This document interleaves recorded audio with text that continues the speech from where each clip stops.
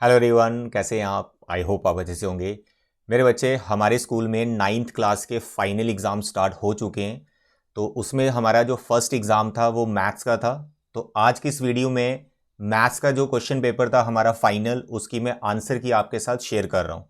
बहुत से बच्चे बहुत खुश थे, कह रहे सर पेपर बहुत अच्छा हुआ है। तो हमें लग रहा है कि हमारे फुल मार्क्स आ जाएंगे। सो प्लीज़ आप मुझे आंसर की बता दीजिए, हमें आंसर की बता दीजिए। तो मैं आंसर की बता रहा हूँ, पूरा पेपर मैं सॉल्व करके नहीं बता रहा हूँ, सिर्फ मैं आपको जो आंसर्स हैं वो बता रहा हूँ, जिसमें 20 MCQs के सभी करेक्ट ऑप्शन बता रहा हूँ, plus long answer, case based study, मतलब पूरा पेपर मैं आपसे डिस्कस करने वाला हूँ। और इस पेपर को देख कर, इसकी आंसर की देख कर कुछ बच्चे हो सकता है निराश हो जाएं, क्योंकि हो सकता है उनके कुछ MCQs गलत हो रहे हो या कोई क्वेश्चन गलत आंसर निकाल के आ गए हो। तो बच्चे निराश नहीं होना है। जो आपका नेक्स्ट एग्जाम है आप उसकी प्रिपरेशन अच्छे से करो। 9th class is a learning class. इसमें हम कॉन्सेप्ट सीखते हैं नए नए, क्योंकि जब 8th के बाद आप 9th में आते हो तो सडनली कुछ नए कॉन्सेप्ट आ जाते हैं। तो आप 9th क्लास को ऐसे फील करें कि it is a learning class, इसमें हम सीख रहे हैं। इसका जो आउटपुट है आपका 10th में आएगा। तो अभी 9th में सीख लिया ना, तो 10th में एक अच्छा रिजल्ट हम लेके आएंगे। जो नंबर सिस्टम आपने 9th में सीखा वो आपको बहुत हेल्प करेगा क्लास 10th में। जो आपने 9th में पॉलिनोमियल सीखा वो आपको 10th में बहुत हेल्प करेगा। तो जो रिजल्ट है वो 10th क्लास का हम बनाएंगे एकदम top class. 80 out of 80 marks हम आपके 10th में कंफर्म लेके आएंगे, ठीक है। तो निराश बिल्कुल नहीं होना अगर कोई क्वेश्चन आपका गलत हो रहा है। तो देखें आपके कितने मार्क्स आ रहे हैं, आंसर देके मुझे बताएं और कमेंट करें कि सर मेरे इतने मार्क्स बन रहे हैं। और अगर कोई क्वेश्चन आपको लगता है, मतलब उसमें कोई डाउट आता है, मेरे जो आंसर आपसे मैच नहीं कर रहा और आपको डाउट है, आप वो भी कमेंट बॉक्स में बता सकते हो। फिर देन आई विल ट्राई कि मैं उसको फिर से एक बार देख कर आपको वापस मैसेज करूं या कोई वीडियो बना दूं कि उसका करेक्ट आंसर क्या होगा। ओके, चलिए। तो सेक्शन ए में 20 MCQs थे, तो मैं जल्दी से यहां पे आपको करेक्ट ऑप्शन टिक करके बता रहा हूं। Question number 1 it is C part, then question 2 it is B part, then question 3 it is B part, question 4 it is B part, question 5 it is C part, question number 6 it is A part, right. तो question paper मेरे पास है, तो यहाँ हम जल्दी से आपको आंसर बता रहे हैं। Question number 7 it is B part, question number 8 it is A part, question number 9 it is B part, question number 10 it is A, question number 11 it is B, question number 12 it is C, question number 13 it is B, question number 14 it is C, question number 15 it is D, question number 16 it is A, question number 17 it is C, question number 18 it is C, question number 19 it is A and question number 20 it is C। तो ये थी आपकी section A. तो बताएं जरा कितने MCQs आपके ठीक हो रहे हैं। क्वेश्चन नंबर 21, ठीक है, शॉर्ट आंसर क्वेश्चन 2 मार्क्स के।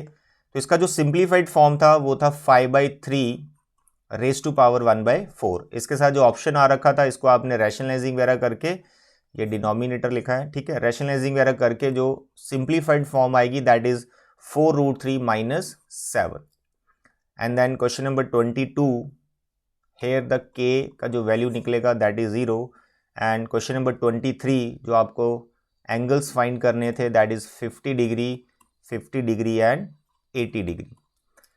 फिर क्वेश्चन नंबर 24, इसमें आपके पास 108 डिग्री एंड 72 डिग्री के दो एंगल्स आ रहे हैं और बाकी वाले इक्वली होंगे, वो भी सेम ही होंगे 72 डिग्री। क्वेश्चन नंबर, इसके साथ जो चॉइस आ रखा था रेशोज वाला, इसमें एंगल आपका 30 degree, 60 degree, 120 degree and 150 degree. Question number 25, ये एक छोटा सा थ्योरम था सर्कल का। तो जैसे सर्कल बना दिया, दो इक्वल कॉर्ड्स हैं, सेंटर में एंगल बनाती हैं, तो आपको बताना है दोनों ट्राइंगल्स, दोनों जो एंगल्स इक्वल हैं, तो ट्राइंगल्स को कॉन्ग्रुएंट करके ये हो जाता, ठीक है। आई होप आपने प्रूव कर लिया होगा। क्वेश्चन नंबर 26 में इस नंबर को P/Q की फॉर्म में आपको कन्वर्ट करना था and it's answer is 281 divide by 198।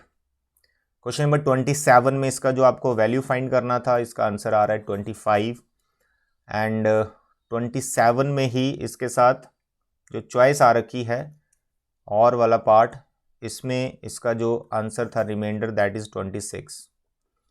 ये भी एक छोटा सा थ्योरम है, diagonal of a paragraph divide into two congruent triangles. ये थ्योरम आपने कर ही लिया होगा, बहुत इजी था ये, दैट यू कैन डू।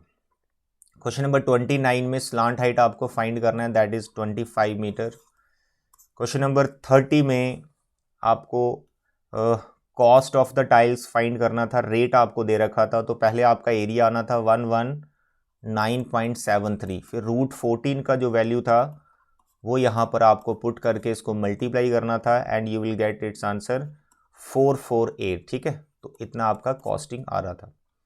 इसके साथ चॉइस आ रखा है जिसमें आपको area of triangular garden find करना था एंड दिस इज 33750। ठीक है, this is area of garden. Question number 21, इसमें आपको ए बी का लेंथ फाइंड करना था जो कि 5 सेंटीमीटर ही है, क्योंकि इस ट्राइंगल को हम इक्विलेटरल ट्राइंगल प्रूव कर सकते हैं।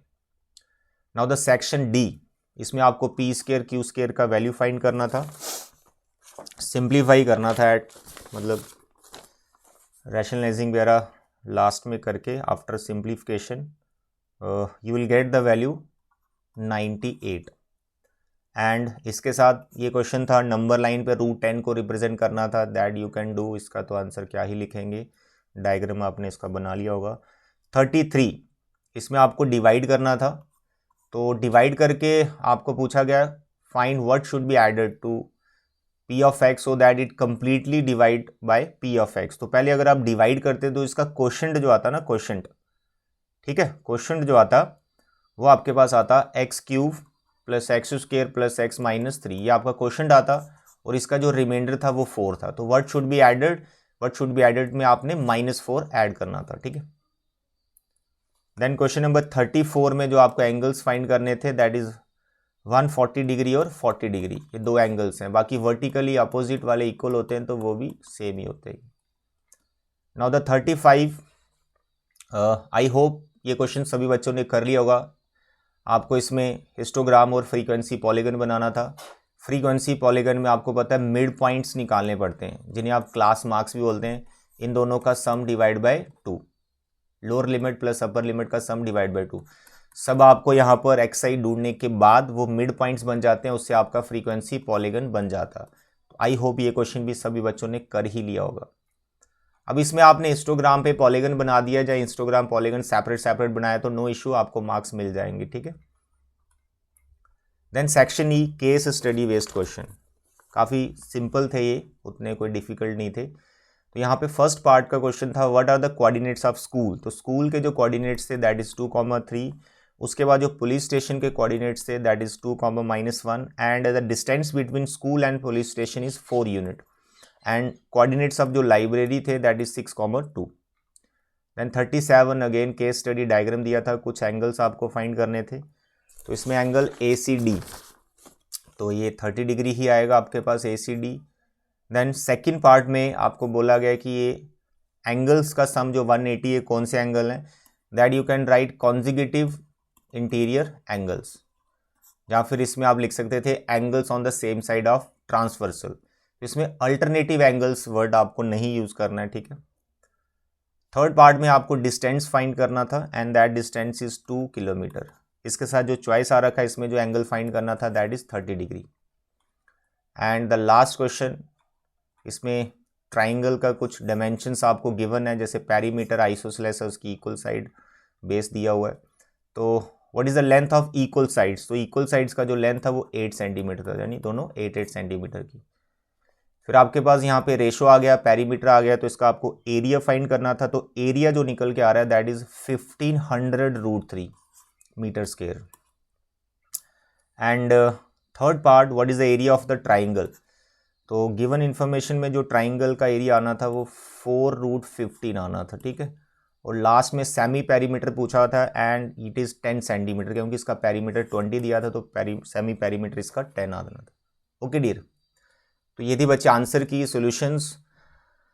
जितने भी मार्क्स आए हैं कमेंट बॉक्स में बताएं, और कम आ रहे don't feel low, 10th class में आपको बहुत अच्छे से हम मैथ्स पढ़ाएंगे और आप 10th क्लास में एकदम फुल मार्क्स लेके आओगे। ओके, तो आज के लिए इतना बचे। Thank you, bye bye and take care.